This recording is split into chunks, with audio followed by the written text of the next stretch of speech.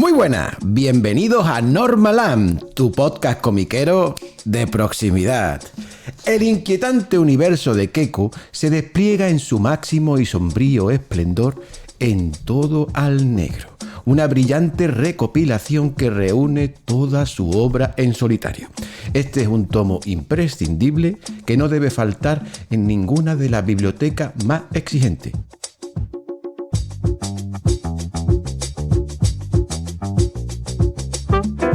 Bienvenidos a Normaland, el podcast de la redacción de Norma Editorial.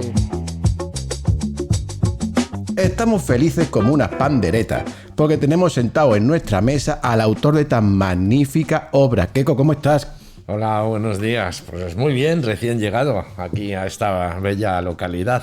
Fantástico. Y también tocamos la zambomba porque a su lado está el editor de esta maravilla, Álvaro Nofuente, el responsable de la línea de Europeo de Norma. Álvaro, ¿cómo estás, amigo? Muy bien, muy bien. Encantado de estar aquí hablando de este pedazo de libro. La verdad que sí. Y ya nos tomamos el chupito de anís para también saludar a la responsable de marketing que cierra esta mesa, la completa, Elena San Blas. ¿Cómo estás, compañera? Bien, muy contenta de estar aquí también hoy. Fantástico. Pues vamos a comenzar. Y como siempre lo hacemos pidiéndole al editor que presente la obra. Así que Álvaro, ¿qué nos podrías contar de este Todo al Negro? Pues Todo al Negro es un libro que reúne toda la obra de Keiko en solitario, como comentabas antes, desde 1985, desde esas primeras historias en la mítica cabecera Madrid, hasta La Protectora, pasando por sus historias cortas para Nosotros somos los muertos, Voraz, La isla de los perros o Cuatro botas, el cómic con el que ganó el premio a la mejor obra en el Salón de Barcelona. Y bueno, es un volumen de casi 400 páginas, un señor tocho, con el que pretendemos reivindicar también la importancia de Keiko como uno de los grandísimos de la historieta de este país. Uh-huh. Keiko, cuando Álvaro te propuso el proyecto, ¿qué te pareció? ¿Cómo acogiste la idea? Bueno, pues la verdad no me lo esperaba. A ver, yo ya he publicado, ya puedo decir que soy ya un dibujante de la plantilla, ¿no? Sin duda, Norma. sin duda. Pero no esperaba que el interés fuera llegar hasta el punto de que me fueran a proponer desenterrar, ¿no? Pues, prácticamente todo mi pasado, ¿no? Antes de... Pues yo siempre digo que yo tengo dos vidas, una es antes de Alta Arriba y después de Alta Arriba, ¿no? Porque parte completamente en dos mi historia como autor de tebeos. Y sí que es verdad que tanto toda esa parte de mi obra pertenece incluso a otra parte de público que también de lectores que podríamos decir que están también ahí en un rincón aparte porque a partir del Yo Asesino, sobre todo, pues se fueron incorporando muchos otros lectores nuevos, ¿no? Que es posible que no conozcan toda esta parte de mi trayectoria o simplemente hayan oído hablar de ella y tal. Y ahora mismo, pues es verdad que no es muy accesible, ¿no? Porque... Este es el Keiko de antes de ser mainstream, dirías, ¿no? Bueno, tampoco es que ahora sea muy mainstream. Hombre, un poquito sí que lo eres. Ahora vas por la calle y te paran, que yo he estado contigo en algún sitio. Sí, ¿no? Pero al hilo de lo que estás comentando, que me parece muy interesante, te quería preguntar, porque esto es un recopilatorio, esto no es una antología, entonces aquí está todo. Tú cuando tuviste que hacer esta labor de recuperación, en alguna de las historias tú pensaste, no sé si esto ahora en la actualidad del público actual lo va a poder entender como lo entendía aquel de aquellos años. ¿Tuviste esa apreciación en algún momento o no? A ver, si te pones ya en ese plan no haces nada, porque obviamente toda mirada al pasado siempre con los años se convierte en una mirada o una de dos, o muy crítica o demasiado benévola. Ser así ecuánime yo creo que que es lo que he pretendido, ¿no? Y obviamente cuando veo las cosas de cuando empezaba, pues digo, no sé si lo haré mejor, pero desde luego yo esto ya no lo haría, ¿no? Pero te refieres a lo que es el contenido. ¿Te refieres a no me atrevería? ¿O? No, por atreverme, no, porque yo creo que en cuestión de historias, porque al fin y al cabo lo que hacemos y lo que llevo haciendo toda mi vida es contar historias, En contar historias yo creo que no he bajado nunca el pistón, o sea, quiero decir, ni del atrevimiento ni de nada, ¿no? A lo mejor sí que piensas un poquito que ahora tienes más lectores y pesa, ¿no? Y eres un poquito más prudente a lo mejor, ¿no? Pero simplemente por querer sí. llegar a toda esa gran masa de lectores nuevas. Y yo creo que también es un poco al dominar ya, digamos, un poco más ya el oficio, también piensas en maneras de contar que sean un poco más sutiles, ¿no? A lo mejor quieres contar lo mismo, pero eres capaz de hacerlo con más, no sé si inteligencia, pero desde luego sí con más recursos y con más sutileza, ¿no? En muchos casos, más sutil, ¿no? Que voraz, quieres decir, ¿no? Exacto. Por ejemplo, si hablamos de Voraz, que es uno de los tebeos que yo creo que puede sorprender porque está muy poco visto, ¿no? Una de las cosas que tiene el libro es que rescata material que sí que está publicado ya, y bueno, no demasiado lejos en el tiempo, ¿no? Porque se publicó en un volumen recopilatorio en ediciones de Ponent, que se llamaba Ojos que ven, que recuperaba, eso sí, todo el material de historietas cortas, y ahí sí hice una selección de lo que a mí, digamos, más me gustaba, ¿no? En ese campo, ¿no? De la narración corta. Pero sí que es verdad que hay muchas otras cosas que yo publiqué al principio, que son historias largas, como La isla de los perros o Voraz, que no habían tenido una reedición en el libro, y esta es una ocasión magnífica, ¿no? Está claro que sí. Para revisarla. Y Voraz, efectivamente, fue un encargo que me hicieron. Es una cosa muy, muy, muy extraña, porque me encargaron un tebeo erótico, ¿no? A ver, yo podré ser muchas cosas, pero yo creo que no soy un artista muy sensual, lo reconozco, ¿no? O sea, en cuestión de dibujo, ni tampoco en el tipo de historias que cuento, ¿no? Entonces a mí me salió ahí una cosa como que, bueno, yo invito a que la descubráis porque es una historia así, bueno, bastante graciosa. Está claro que Voraz es uno de los platos fuertes de este recopilatorio. Sí, una de las cosas que más paradójica y al mismo tiempo grata resulta es que en estas historias donde tú también eres el guionista, es donde el dibujo cuenta más. Es decir, tú aportas mucho más información en los dibujos de estas historias que las que luego has podido incluir en las historias que han hecho, pues, por ejemplo, con Antonio Altarriba o con Carlos Portela, ¿no? Por ejemplo, ya no me cuentas nada, incluso hay ocasiones en las que los bocadillos nada tienen que ver con el dibujo y genera como un sobreesfuerzo por parte del lector. Y ¿esto lo hiciste tú por reivindicar el medio, por exigirle esta participación al lector, o simplemente era un juego experimental que te propusiste? No, yo creo que estarán de acuerdo conmigo también muchos dibujantes que a la vez son sus propios guionistas, en que cuando te pones a contar una historia, obviamente das mucho peso a la imagen, ¿no? Yo por ejemplo pienso en imágenes, tengo sobre todo imágenes en la cabeza, y el texto luego lo voy acoplando a esas imágenes, ¿no? Entonces sí que es verdad que la parte en la que yo soy autor, digamos, de mis propias historias, son más visuales, obviamente, que cuando trabajo con guionistas, que también yo entiendo que un guionista que no dibuja dé mucho peso a los textos, a los bocadillos, a los diálogos, que es algo que a lo mejor en mi caso es más funcional, ¿no? Y dejo que sean las imágenes las que lleven el mayor peso narrativo, y a lo mejor sí que se puede decir que los textos, mis diálogos son casi esquemáticos, ¿no? Muchas veces. Eso me supone que también me guste mucho trabajar con autores que le dan precisamente peso literario a los diálogos, y yo disfrute también, claro, haciéndolo, pero obviamente yo no, en mi caso no es eso.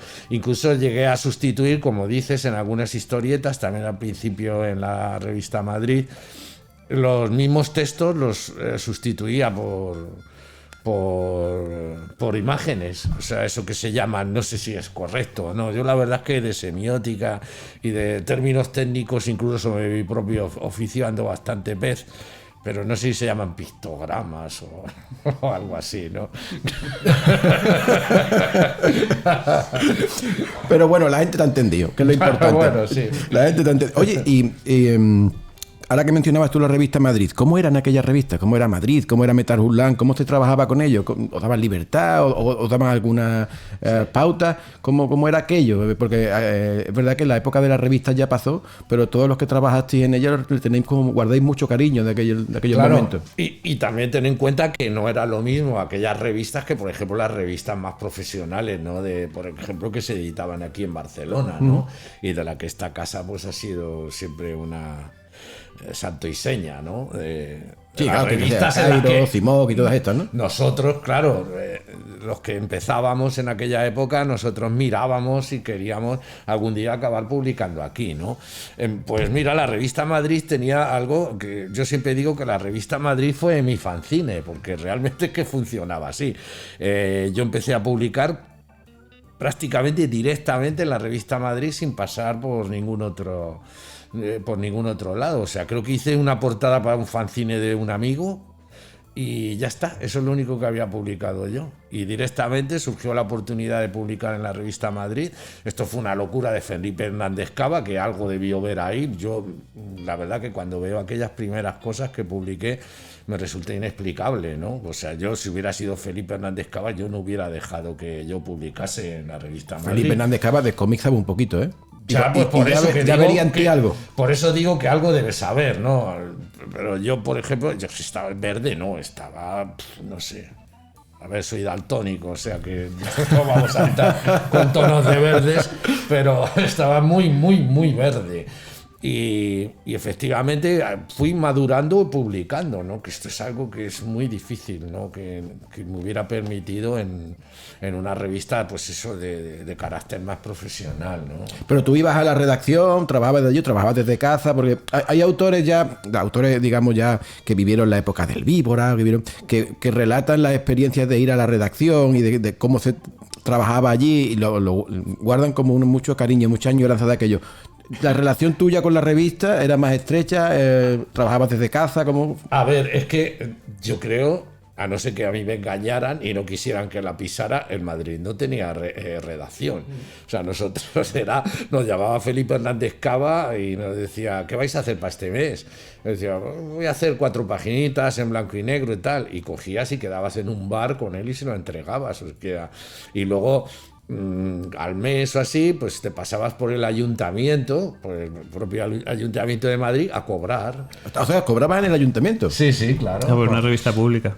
Sí, sí, cobrábamos de vuestro dinero, del dinero de los que cotizarais en aquella época. Bien Bueno, empleado. jóvenes. Bien empleado estaría. Bueno, había muchos que lo decían, y que decían lo contrario, incluso gente del propio mundo del cómic que decía que era competencia desleal, acordaos, que claro, nosotros jugábamos un poco con cartas Claro, pero marcadas, eso sirvió también a dar mucha libertad a los autores, que era como un campo de experimentación la revista muy bestia. Exacto, y también sí que permitió, no solo, también permitió que conviviéramos, o sea, Mindundis, como yo, en aquella época, pues eso. Jóvenes promesas. Bueno, directamente es que yo ya te digo que yo ni siquiera veía la promesa por ninguna parte, ¿eh? O sea, yo ni siquiera tenía claro que me iba a dedicar a esto. O sea, yo estaba jugando a esto, ¿no? Pero podíamos convivir, pues imagínate, con personas como el Cubrí, como Juan Jiménez, con Carlos Jiménez, ¿no? Y algunos más que me olvidaré, pero claro. No, pero fue una época muy buena. Aquello fue tremendo, sí. Estamos grabando este episodio cuando aún no ha salido el cómic a la venta, muy poquita gente lo ha podido leer, pero Elena, sí que es cierto que cuando lo hemos anunciado tú ya has empezado a recibir, ¿no? Peticiones y mensajes de gente que está interesada. ¿Cómo en el Sanedrín prescriptor, en el pelotón de los influencers, cómo ha caído este todo al negro de Keiko? Pues como bien dices, todo el mundo lo ha pedido, o sea, colaboradores habituales, todo el mundo lo quiere, y en redes sociales, por ejemplo, todos los comentarios son de qué ganas, qué bien, el genio del género negro aquí, o sea, va a sacar el recopilatorio, o sea, todo el mundo está deseando que podamos enviarlo de una vez, así que yo creo que en cuanto empiecen a leerlo, o sea, estará totalmente a la altura de lo que se esperan, incluso superará todas las expectativas seguramente. Qué bueno, qué bueno, qué bueno. Yo también lo creo, ¿eh? Oye, Álvaro, lo mencionaba Elena por boca de los prescriptores, que le llaman el genio del género negro. Es verdad que Keiko, sus blancos y negros pues son espectaculares y es uno de los grandes referentes. Pero para quien no conozca aún su obra, que ya te vale si no la conoces aún la obra de Keiko, por favor, describe el dibujo, el arte de Keiko. ¿Cómo podrías definirlo? Sí, pues efectivamente casi toda la obra de Keiko es en blanco y negro, con varias incursiones también en el bitono.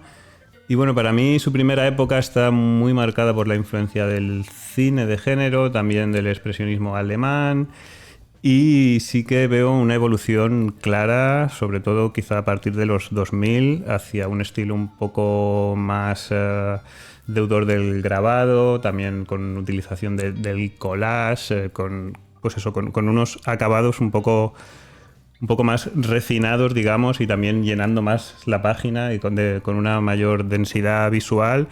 Y bueno, en cuanto a la iconografía, pues evidentemente tenemos ahí referencias al pulp, a la música rock, a toda la cultura pop estadounidense de los años 40 a los 60. Y más allá de lo estético, para mí, sobre todo, Keiko es un grandísimo, grandísimo maestro de la experimentación narrativa en cómic y es uno de los autores que más ha renovado el lenguaje del medio en este país. Vaya, o sea que, sobre todo en estas historias, se aprecia el carácter más experimental y vanguardista de Keiko, especialmente para mí en la que es su obra maestra, que es La Protectora, que para mí es sin duda uno de los mejores cómics que se ha hecho en este país. Y lo digo sin ninguna duda, vaya, es una obra maestra ese cómic. Y pienso que si este libro sirve para reivindicar esa obra, pues...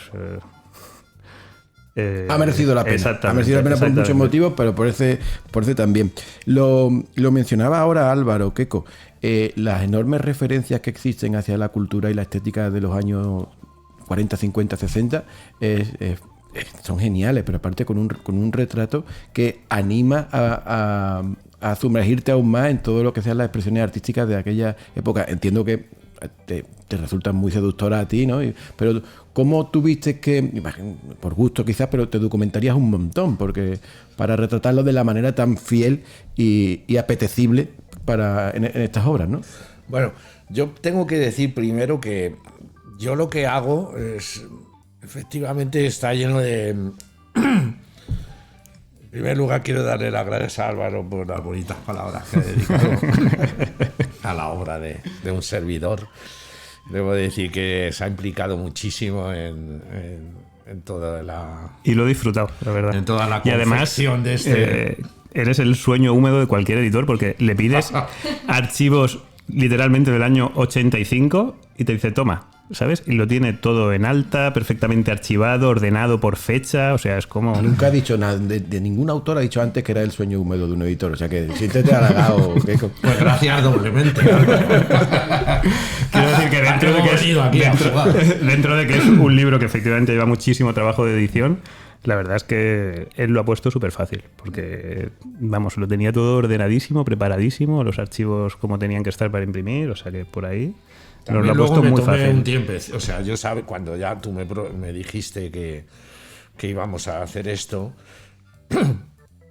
hasta que me lo pediste pasó un tiempo. Y en ese tiempo, porque sí que es verdad que yo tenía muchas cosas... O sea, tú me dijiste que sí y después los preparaste, ¿no? No, sí, tenía...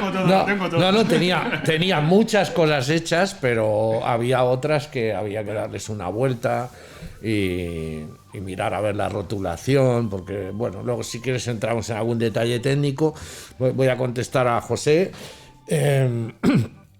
A ver, yo el tema de mi cansinez con la cultura popular y esto es algo que me viene, que es muy de los años 80, ¿no? En los años 80 yo tuve acceso, gracias sobre todo a mi amistad con Mique Beltrán y con los dibujantes de la Escuela Valenciana. Tuve acceso a un montón de cosas que yo ignoraba. O sea, por una parte estaba el cine clásico estadounidense, ¿no? Lo que se ha venido a llamar el cine negro, el cine policíaco, clásicos, a los que increíblemente en aquella época se podía tener más acceso incluso que ahora, que tenemos todo eso a disposición, porque existía una cosa que se llamaba la segunda cadena de televisión española, que te armaba unos ciclos acojonantes sobre directores de cine estadounidense. Yo recuerdo los ciclos monográficos de Howard Hawks, de Raúl Walsh, ciclos dedicados a Orson Welles, ciclos dedicados al cine negro, al cine de terror de la Universal. Todo eso lo emitían en televisión española, gratis, pues eso, en el año, no sé, 80 y tantos, ¿no?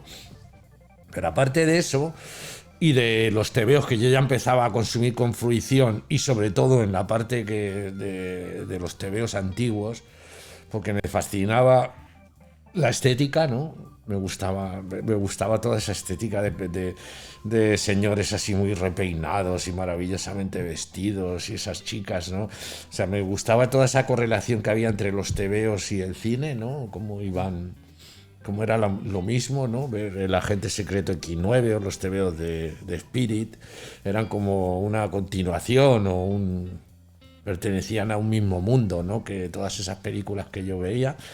Pero a mí me marcó mucho, sobre todo a la hora de conocer y de ya enviciarme completamente, la amistad con Mike Beltrán. Cuando hicimos Livingstone contra Funake, pues, yo recuerdo que Mike tenía toda la colección de Cinema Fantastic, que era una revista estupenda que había no sé, imagino que empezaría a publicarse a la muerte de Franco, ¿no? En la transición, y que trataba de todas esas maravillas que hoy en día, claro, son objeto de culto, ¿no? Que son las películas de género, ¿no? Las películas de género, de terror, de ciencia ficción, todo ese cine de los años 50, 60, que era muy difícil, ¿no? Poder ver. Hoy sí que, claro, ahora imaginaos, ¿no? O sea, tenés acceso no solo a comprarlo y a coleccionarlo, pero en aquella época era muy difícil poder estaba el VHS incipiente, ¿no? El vídeo era una cosa casi ya de casa de ricos, ¿no? Cuando empezó. Y obviamente a mí todo eso me marcó, ¿no? Y donde sí que se puede ver condensada toda esa obsesión es en Cuatro Botas, ¿no? Que es uno de los libros incluidos dentro de Todo al Negro, que más o menos pretende ser un exorcismo, ¿no? Y un poco reírme también un poco de mí mismo, ¿no? Porque no es ni medio normal, ¿no? Que andemos, ¿no? Ya tan mayores todavía con estas cosas de las películas de marcianos. Y yo todo lo que he hecho, aunque haya pretendido siempre, ¿no? Porque yo sí he querido... Creo que soy un autor con pretensiones, ¿no? Y no me duelen prendas, incluso no me ofende que me digan que soy pretencioso, ¿no? Porque efectivamente yo pretendo hacer cosas que luego me salgan o no, pues ya esto ya lo juzgará Dios y la historia, pero sí que es verdad que todo queda rebajado también por esta caída siempre que tengo, ¿no? Aunque yo me quiera poner muy elevado, siempre tengo esa caída en el abismo, ¿no? De la serie B y del bajo presupuesto, ¿no? Que me vuelve loco, ¿no? Pero hay elementos muy propios de ti que son auténticas genialidades. Tú hablabas de Cuatro Botas, precisamente en Cuatro Botas. El uso que haces de la publicidad para hacer crítica social y crítica política es espectacular. Eso es de un gran magisterio. O sea, ese tipo de... Yo creo que... Sí, pero yo, claro, pensé que una de las cosas así que precisamente más representa el capitalismo y la codicia y todas las cosas que podemos odiar, ¿no? Del mundo en el que vivimos, pues la más representativa es la publicidad, ¿no? Si tú consigues darle la vuelta, porque la publicidad es un lenguaje, ¿no? Y es un lenguaje muy atractivo. Y si eres capaz así de jugar con él, o sea, los resultados son espectaculares. En esto yo no inventé nada, porque yo me acuerdo de los anuncios que metía Gallardo, y el Gallardo en Los sueños del niñato, que a mí me parece una obra de absoluta referencia, ¿no? Para mí en esa época había sobre todo dos dibujantes, ¿no? que estaban, yo creo, en esa misma onda mía o a la que yo pretendía aspirar, obviamente, pues ellos en esa época estaban muy, muy por encima, ¿no? Que eran Gallardo y Martí Riera, ¿no? Los dos tristemente fallecidos no hace demasiado, ¿no? Y yo recuerdo siempre los anuncios que metía Gallardo en los sueños del niñato, y esto decía yo, esto lo tengo que hacer. Luego vi que también lo hacía Miguel Brieva, por ejemplo, con muchísima gracia, ¿no? En aquello que sacaba que era dinero, ¿no? Y sí, lo de la publicidad a mí me parece para criticar maravilloso para criticar precisamente lo que más representa, que es el absurdo del mundo este en el que vivimos, ¿no? Del consumo y tal. Comprad mi TV. Compradlo, por favor. Que a todos. Un segundo para la publicidad. Todos los que estamos en esta mesa lo vamos a agradecer. Cuenta todo al negro con un prólogo de Álvaro Pons y Noelia Ibarra, que son dos de los grandes divulgadores y prescriptores de cómics en este país. Y ellos, Keiko, destacan en su texto que hay dos temas que, si bien no están presentes en todos, sí que son muy comunes en muchas de estas historias, que son el amor y el poder. El amor entendido como ese maquillaje del instinto más sexual. Y yo te quería preguntar, ¿ese hilo argumental, ese hilo temático, era porque tú querías de algún modo alertar o simplemente querías retratar la mezquindad o nuestro instinto más animal? A ver, bueno, pues la verdad, sí, cuando leí el prólogo vi que lo del poder, bueno, obviamente hay varias historias. Yo creo que donde se refleja más eso es porque es verdad que se puede hablar, y en el libro están muy bien separadas, ¿no? Digamos, varias etapas o temáticas incluso, ¿no? Temáticas que se pueden agrupar independientemente de la cronología. Yo creo que si hay dos cosas, hay algo que me obsesiona. Una es, por ejemplo, es el mundo de apariencias versus el mundo, digamos, oculto. Esto es una cosa muy victoriana, ¿no? Que es algo que también a mí me ha influido mucho, que es lo del Dr. Jekyll y Mr. Hyde, ¿no? O sea, el mundo de la fachada impoluta, civilizada y culta en la que se mueven muchos de esos personajes. La época victoriana es la época de los grandes descubrimientos científicos, del impulso del vapor, de la electricidad y de todo eso, pero a la vez había todo un mundo muy oscuro, ¿no? O sea, todavía no habíamos, digamos, domesticado a la bestia, ¿no? Que llevamos dentro. Y esto era algo que me obsesionaba, ¿no? O sea, me obsesionaba sobre todo por la historia de Dr. Jekyll y Mr. Hyde, ¿no? Que además mezcla otra cosa maravillosa, que son los científicos chiflados, ¿no? Que es algo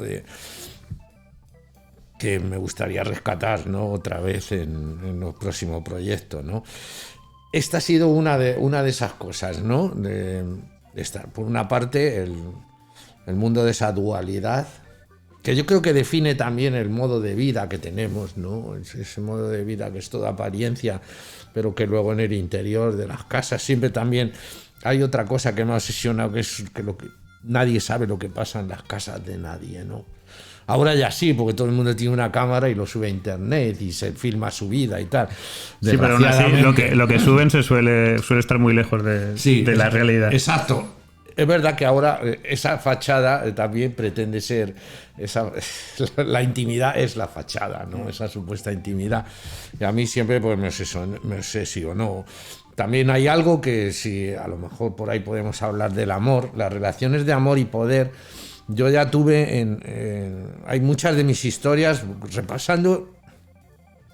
Cuando he hecho el libro he ido repasando un poco también, revisitándome a mí mismo, ¿no? Porque llega un momento en que ya te olvidas, ¿no? Es ya una cosa, dices, o sea, me he olvidado de mí, ¿no? Esto parece una canción de Julio Iglesias, pero es verdad. Y al haber hecho este libro he tenido que repasarme, ¿no?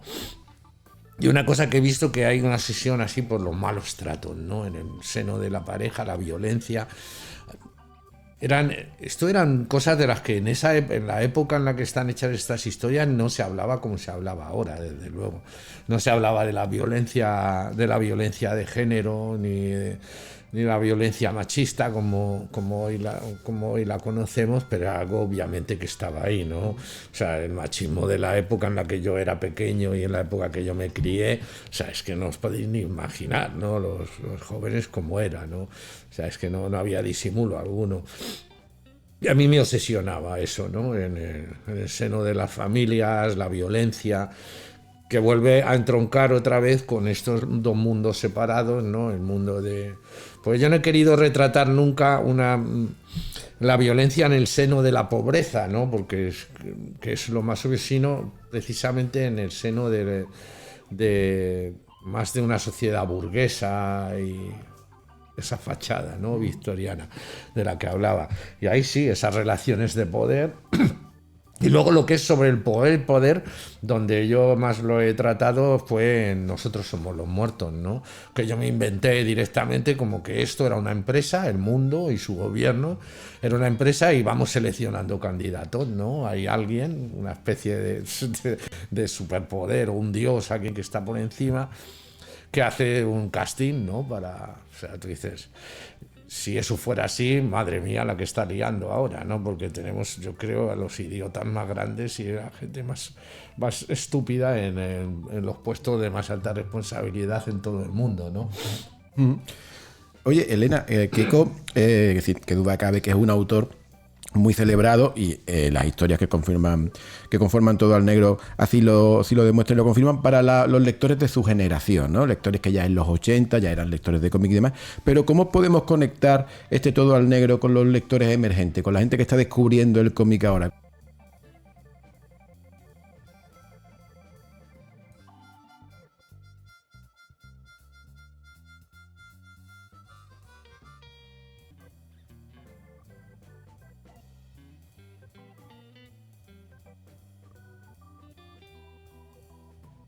Bueno, pues siguiendo un poco lo que él mismo comentaba, ¿no? Al final, igual que él dice que revisitó toda su historia, al final es como un ejercicio de la gente joven revisitar qué se publicaba entonces, ¿no? O sea, cómo funcionaba al final todo esto, las temáticas que se trataban al final son universales y se escondan más o menos, pues siguen, ¿no? Al pie del cañón. Y creo que además en este caso ayuda mucho que sea un compendio de relatos, porque la gente joven le gusta en plan los relatos, o sea, entre un mundo de sagas y muchos tomos, que haya relatos cortos y que puedan como conocer distintas cosas, yo creo que apela mucho.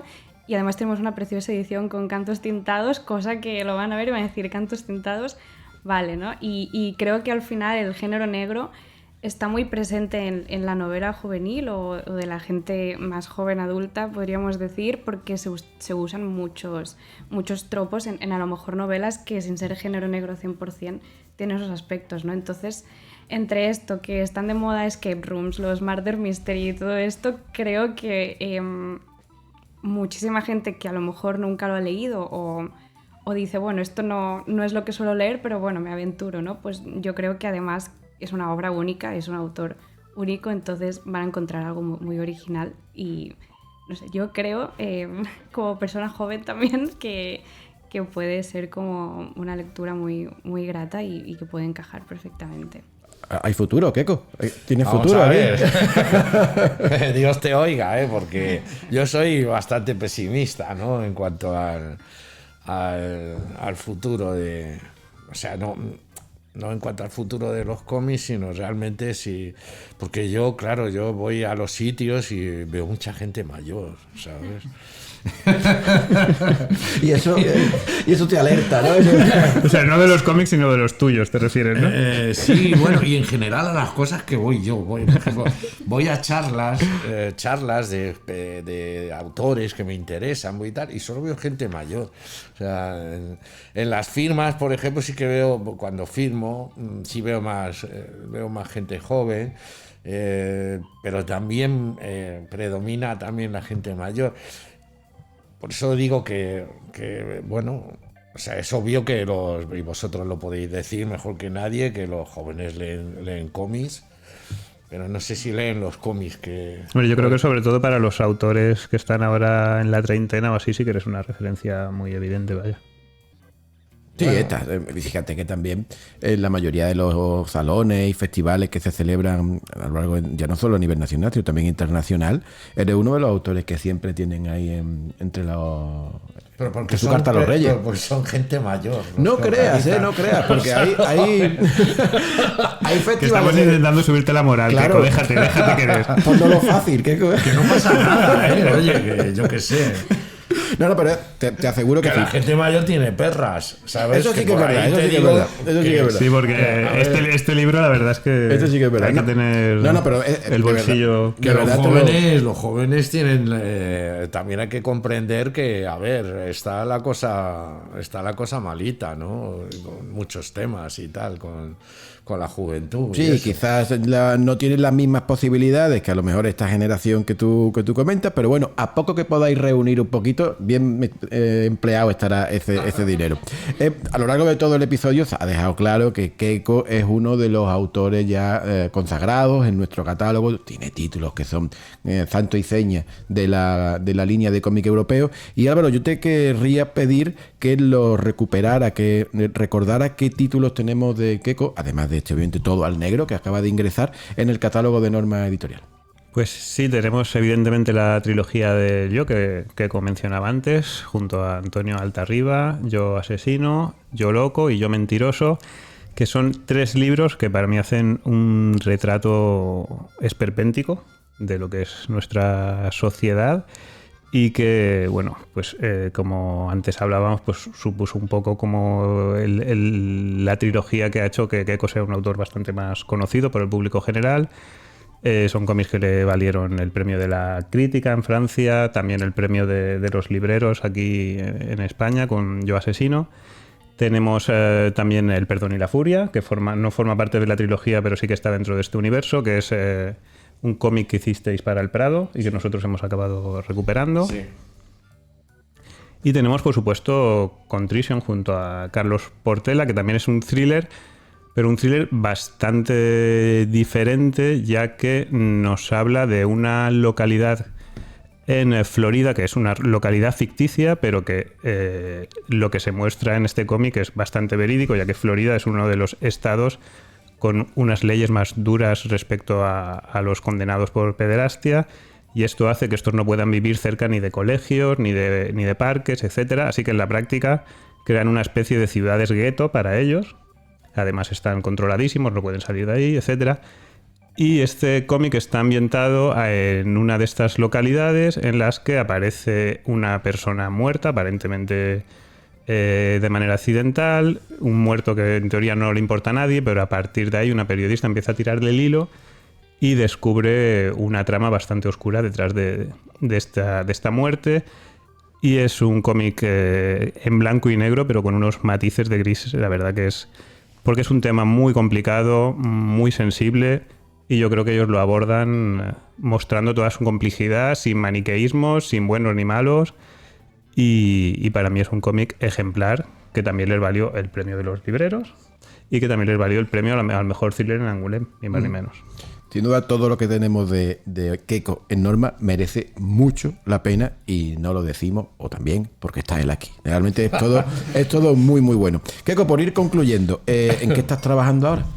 Bueno, pues estoy... A ver, poco se puede contar, la verdad, porque yo siempre que cuento mis historias, cuando las cuento y tal, me doy cuenta y digo, no me gusta, ¿no? O sea, eso empieza a tomar vida y tal cuando empiezas a dibujar y lo empiezas a ver en el papel y tal. Todavía estoy en un estadio de la obra todavía muy privado. ¿Pero es una obra en la que tú también eres guionista? Sí. Vale, Sí, eso es importante. Vuelvo otra vez y esta vez vuelvo además con una historia larga, completa, que bueno, se puede decir que también es un thriller, se puede decir que es un thriller de espía.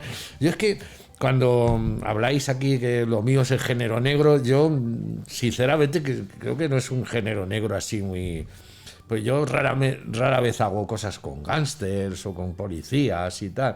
Pero hay personajes que sí que pueden equipararse o incluirse dentro de... Sí, bueno, por la turbiedad, las atmósferas son deudoras y tal, pero yo creo que hay también una especie de puré de géneros muchas veces. Que eso lo enriquece, claro. Sí, y sin olvidar además que yo creo que una de las cosas que siempre procuro que haya es humor, aunque sea muy soterrado y que tenga muy mala follada y tal, pero siempre procuro que haya humor. Y lo que este proyecto nuevo lo que planteo también pues es un poco una mezcla de géneros en la que podemos decir que es una historia de espías ambientada en los años 70 entre Londres y Torremolinos y va a tener eso también un componente fantástico, ¿no? Porque que no se espere que aunque el tono y tal o las cosas puedan traernos a la cabeza a John le Carré, ni mucho menos. Yo voy a ponerme a la altura de ese monstruo que es posiblemente para mí uno de los mejores escritores del siglo XX, sin lugar a dudas. O sea, la pena es eso, bueno, la pena o tal, como escribía novelas de espías, pues no le echan muchas veces cuentas del pedazo de escritor que era, ¿no? O sea, que no esperen John le Carré, sino una cosa como siempre mucho más serie B, mucho más... Bajaremos ahí a los abismos, habrá algún profesor chiflado por medio, algún nazi, pues yo siempre digo que, así frivolizando muchísimo, que cuando en una historia aparecen nazis la cosa sube, ¿sabes? No sé por qué. Lo confirmamos. Todo lo que tiene que ver con la Segunda Guerra Mundial. Sí. Aquí Álvaro, que edita al año varios títulos venden todo el 30% muy bien. de mi línea, concretamente. Es alucinante, o sea, porque cuando Hitler dijo que el Reich alemán iba a durar 3.000 años, no se imaginaba que iba a ser así, pero iba a ser en la cultura popular y en el imaginario y en la iconografía de la gente, ¿no? Va a durar toda la vida, ¿no? Los nazis son los supervillanos así por antonomasia, yo creo ya, no del siglo XX, sino de toda la historia de la humanidad, ¿no? Y además porque encarnaron ese mal, eso con una, digamos, a ver, no quiero meterme en jardines, pero digamos que con una elegancia y una estética que pues, difícilmente va a ser superada nunca, ¿no? Entonces yo siempre digo que si ves que la cosa no va, mete un nazi, que esto siempre le da vidilla. Le da punto comercial, sí que es verdad. Sí que es verdad. Pues nada, oye, Keiko, autor de estas magníficas historias que conforman este tomo recopilatorio, Todo al Negro. No sin antes felicitarte por tu magnífico trabajo. Te damos las gracias por haber venido aquí a Normaland a presentárnoslo y a charlar. Muchas gracias a vosotros. Muchas gracias en primer lugar, por supuesto, a Álvaro, que ha sido aquí el que ha estado... Ha sido un placer, de verdad que ha sido un placer. El que ha estado aquí trabajar en este libro. Y muchas gracias a Norma, por supuesto, ¿no? Porque yo creo que, bueno, es una apuesta... Yo considero que algo arriesgada, ¿no? Pero segura. Es uno de los títulos que estamos convencidos que vamos a vender. Más me vale a mí también. Esperemos que sí. Muchas gracias, José, a todos. A ti, Keiko. Álvaro Nofuente, responsable de la línea de cómic europeo de Norma. Gracias, compañero. Gracias a ti, José. Y Elena Samblar, responsable de marketing. Gracias también. Gracias a vosotros. Y a vosotras y vosotros, normalanditas y normalanditos, gracias por seguirnos un episodio más. No os perdáis de verdad Todo al Negro, que es una recomendación tremendamente certera. Es un recopilatorio que os va a gustar muchísimo. Para los que ya conozcáis a Keiko y para los que no, es la mejor manera de entrar en su obra, en su imaginario. Gracias y nos vemos en el siguiente episodio de Normaland. Gracias por seguirnos.